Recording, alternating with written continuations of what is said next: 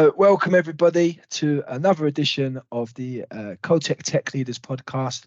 Today I've got the absolute pleasure of speaking with Chris Parker, who is the CTO at Parker Health. Chris has got a really interesting story around the investment side of things, but also, running the CTO, being the CTO of a fast-growing health tech business, which we're going to dive into. But rather than me jabber on about an introduction, Chris, it's probably worth you telling us a little bit more about yourself and introducing yourself and your experience. All right, so Christopher Parker, investor and CTO at Parker Health. I was born and raised in Indianapolis, Indiana, United States. Let's see, but more about me. I have a son and a granddaughter. Spent most of my careers in information technology, various roles from software engineer to executive leadership.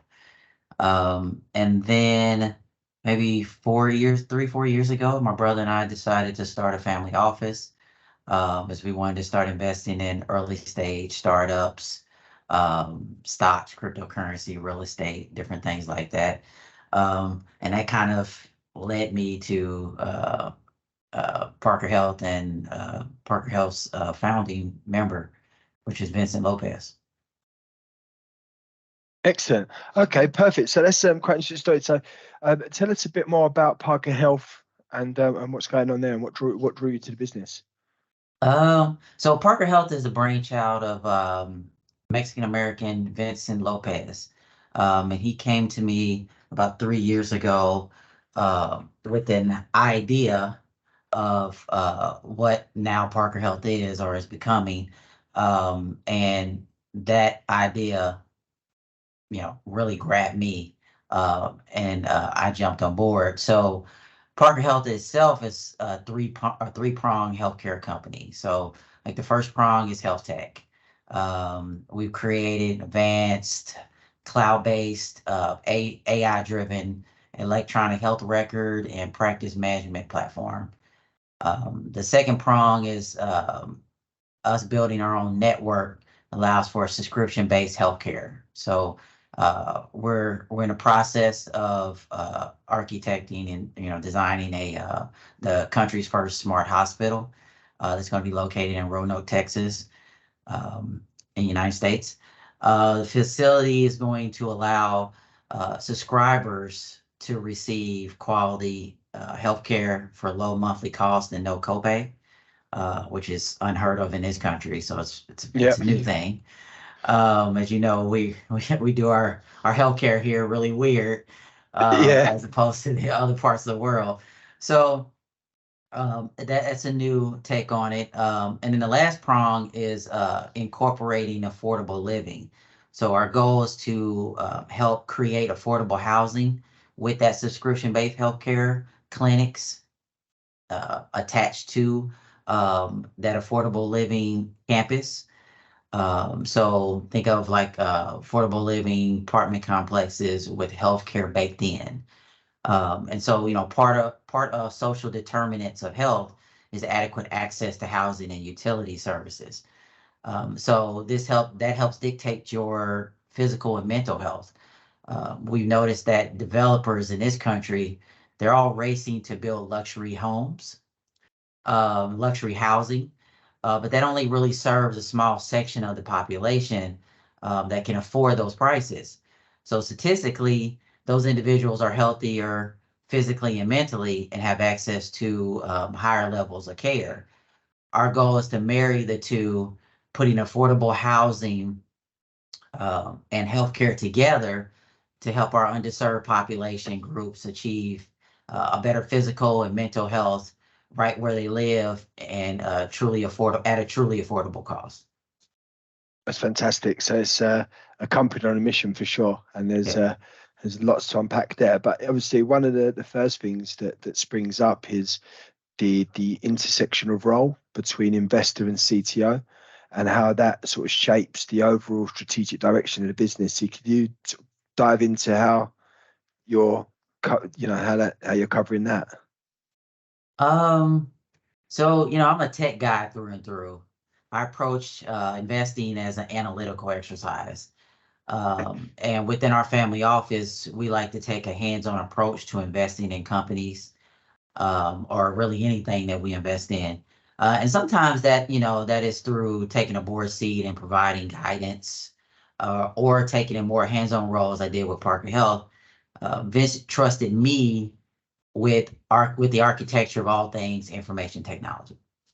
So that included the cloud-based platform, the upcoming smart hospital features, and the clinics at the affordable housing projects. All that center, or the technology is underlining all of that.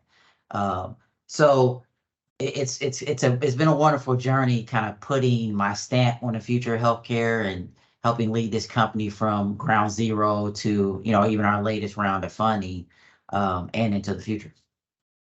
Yeah, perfect. And does it that like with having sort of you have to wear a couple of different hats, I suppose, at one point, your investor's hat, CTO hat, and then they merge together. Does that sort of unique perspective influence your decision making ever? Um, it it does. Um, I would be a liar if I said it doesn't. Yeah. As obviously, I have skin in the game on this, but it also ensures that my outlook, with the things that I'm doing, designing, architecting, are helping move the company forward. So I'm not just a regular employee, I'm also an owner. Um, Yeah, it's going to say it's not much different to being actually the owner of the business because you're investing your own money within that, right? So no right. different to, so it can, but I suppose that, yeah, it does get, as you say, gives you skin in the game and can make you at times question decisions that maybe you wouldn't in other scenarios. Exactly. I'm in that position where I don't have to just follow orders per Yeah, se. yeah, I really have to think about, even when I'm making those orders, I have to think about that. Is this going to advance the company? And trying to make sure that you take any personal goals or obsessions out of it, because I don't want my decisions fully only based in, am I going to benefit from this? yeah, you know, is the whole company going to benefit from this? And that's kind of how all our executives are approaching it, because we still have majority of executives that helped start the company. Vince, myself, Kenneth, Arturo, and some of the others. And so we all approach it in that way of making sure that it's benefiting the whole company, and we're just not looking at it and saying, is this going to benefit my share? yeah. And I think that's the really important thing is that I would say, because you mentioned skin in the game, being an investor in that, but also being embedded within the company. All the decisions that you make have to benefit or push the company forward. Obviously for your own self, but obviously for your investments and so on and so forth. So the team that work with you have that knowledge that everything that you're doing is for the good of the company and not Yes, the good of Chris Parker, which can sometimes be the other way in other businesses that we've spoken to, that CTOs can sometimes get wrapped up in what they right. want at the detriment of other areas of the company. But within, obviously, we're talking about healthcare or health tech. You've got the sort of cloud-based practice management platform, smart hospitals, affordable housing mixed with the healthcare as well. Across those sectors, there's obviously it's rapidly evolving. All the technology you're going to be using, the way things work, innovations that you're looking at. How are you trying, or what tactics are you using uh, to keep Parker Health ahead of the curve? Ahead of the curve, sorry. Some of the things that we're looking into, that we're building towards, that we know are coming, that, in the rapidly evolving health tech field, remote and at home, or remote patient monitoring and hospital at home, are really some of the next biggest things coming to the health tech, or coming to the healthcare, that can only come about because of health technology, our advancement in health technology. So Yeah, that, there's a ton of device makers out there, that really are not targeting the patient experience just yet. So like Apple, Garmin, and Google, they're targeting consumers, which, we're all patients, in healthcare. We're all customers in the healthcare system at this point, but we're all at different levels. So for the majority of the healthy population, Apple and Garmin that focus on the consumer and just kind of an exercise kind of thing, that's just surface level at this point. So, the next evolution of these devices are going to target the patient experience directly, and help, change that game. So what we see over the next several years, patients experience care with our patients will experience care within their homes. Think about a hospital. One of the limitations of a hospital is the actual facility itself. Yeah. There's a capacity, and in that capacity, there's a queue. So that queue is what makes that patient experience terrible. You go to the hospital or you go to the clinic, and you're basically sitting there and you're waiting, sometimes for hours. Um, and so hospital home can relieve that. And you think about social determinants of health, access, is one of the major things of that. A lot of patients, elderly patients, disabled patients, things like that, they don't have easy access to get to the facility like Yeah, of some of course. us healthy people are. We can just jump in our car and we go. They may not also have that physical ability to sit in that queue for hours and waiting. When you have those disabilities, sitting in a position for hours affects your body. It hurts. And so that makes it a lot more difficult. So if you're, in that future, when you see practitioners are going to be hired and never actually work in a facility, their whole job is to go administer care where that patient is at. Um, and to do that, you're going to need the technology. You're going to that EHR is going to have to be able to work on a mobile phone factor, which they really don't right now. Which is one of the designs that we targeted. We targeted mobile, and so that patient experience now transitions to the home. The practitioner can bring their colleagues and all that data with them into the home. And then also just when you think about remote patient monitoring with those devices, you're going to be able, practitioners are going to be able to monitor patients 24/7 with live feeding of data to to the platform that they're using to watch that patient, and then can react with 911 calls when someone's heart rate is dropped, into a dangerous level that maybe they're asleep and don't even know that, their Yeah. heart rate is dropped that low, or their blood sugar is spiked, and or this person is falling, and they're unconscious. Your physiological, your body changes when those events happen. And if we're monitoring those events, your doctor's monitoring those events, then we can respond accordingly, and help, have better outcomes in that way. That's really, really, really interesting. So where you get into a point where, as you say, you can have all the data of, the patients. Um, you can monitor where their levels are. People won't have to come to their doctor to for the common cold, for instance, or people, or even, as you say, people that are more reluctant because of the user experience. We'll go into that in a minute. I'm going to have to go up to the hospital, sit there for hours and wait, and so on and so forth. Well, if we've got this way that we're constantly monitored, or there's a way of keeping an eye on blood sugar levels dropping, temperature, whatever it may be, that they can. The question I have on that is that if we can send, one of the limiting factors of it would be the availability of doctors to be able to get out to patients. So how does that work? Is that again lined with the smart hospital side of things, and you're building that practice yourself, or is that you're in partnership with? How does it work to be able to get the doctors out? Well, our system supports that. Our platform supports that. So our technology is just not for us. It's for uh, any hospital system, any practitioner, any practice that wants it. And in that architecture, we built that. It's baked in, just like remote patient monitoring is baked in.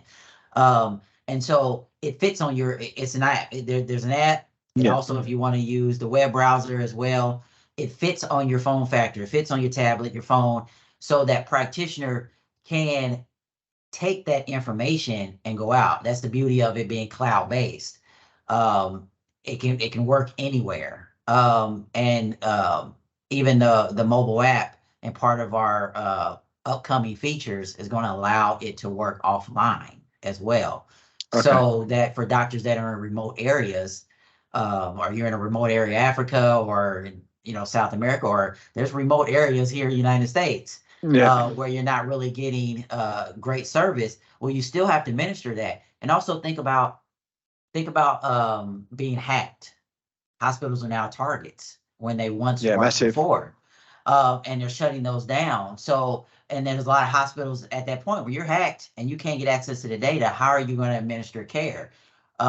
You have to have ability to do that, and the only way to do that is a form factor that can handle information offline, and that's a mobile device or a tablet. So when you design it that way, it allows you to do things like hospital at home, where you can hire practitioners that see clients on a half an hour, hourly basis. They go to where they are because that data goes with them. And then also, if you have an integrated communication platform, if you need to talk with a specialist that's at your facility, say your hospital, that registered nurse or someone can can do a quick one-to-one or group telehealth call, that the patient's there and their care team is now involved, and this person never went into the facility, they're at home. Those are the innovations that are going to move us forward in healthcare, and not just that standard way that we see things now. Like in this country, we're just seeing things of the hospital. The healthcare is built around the facility and not Yeah. around the patient. And Yeah. so everyone likes to talk about better outcomes. They like to talk about things. We don't really like to say, even though I've said it previously in a previous question, answer to a brief question, we don't like to say outcomes a lot. We like to say patient experience, because we're approaching this like we're Apple. Yeah. Whatever you get, all the good and the bad about Apple. One thing you can always say about them, whether you think their stuff is overpriced or not, they take the customer into account in everything they do. Well, Because it's putting the user at the center of everything and then building exactly, outwards they from there. design everything around the user, so everything's integrated, everything is easy. You don't need training per se to operate your iPhone and the features of it, all those different things. That's because it's centered around the user. So when we started Parker Health, one of the first things that Vince said to me is, I want to focus on the patient, truly focus on the patient, not just lip service. Truly, everything that we do, everything we design has to be around the patient experience. And he said to me, I want you to look at this and approach this like we were Apple. And that's what we are doing. Well, that leads me on quite nicely then to obviously user experience being crucial within the health tech sector. Um, we've probably answered it, but bridging the gap between technology advancements, meeting the unique expectations of users. How are you? Rephrase the question. We're looking at being Apple of healthcare, for instance, and the way you go about it. So the Mhm. answer, the focus or the center of it is all the user, putting the user first, user-centric design. How are you ensuring that that's possible? Is there user research? Are you speaking to, how are you going about getting that information to be able to build from the inside out, if you will? Yes. So one of the things, and I think this is in a previous article I mentioned maybe earlier this year, but one of the things that Vince had me do was talk to various practitioners. When he wanted me to architect the solution, he said, talk to practitioners, get a sense of what they hate, what they don't hate. And at the time, so my mother, before she passed away, which I'll interweave another story about that into this too. But she was a registered nurse for over 30 years. And so they use systems at, like, she worked at the VA for a long time, also private hospitals and things like that. And she's had a lot of experience with like Epic and Cerner since the 90s and stuff like that. You know, the old dinosaurs of Yeah. the EHR game. And one of the things that we kept hearing, even from her and other people, they absolutely hate it. They hate those systems. They're very cumbersome. It's a lot of it's too much, and the too much leads me to the other story. And I'll be brief here. So my mother recently died. It's been about a month now. Sorry to hear that. Sorry to hear that. Thank you.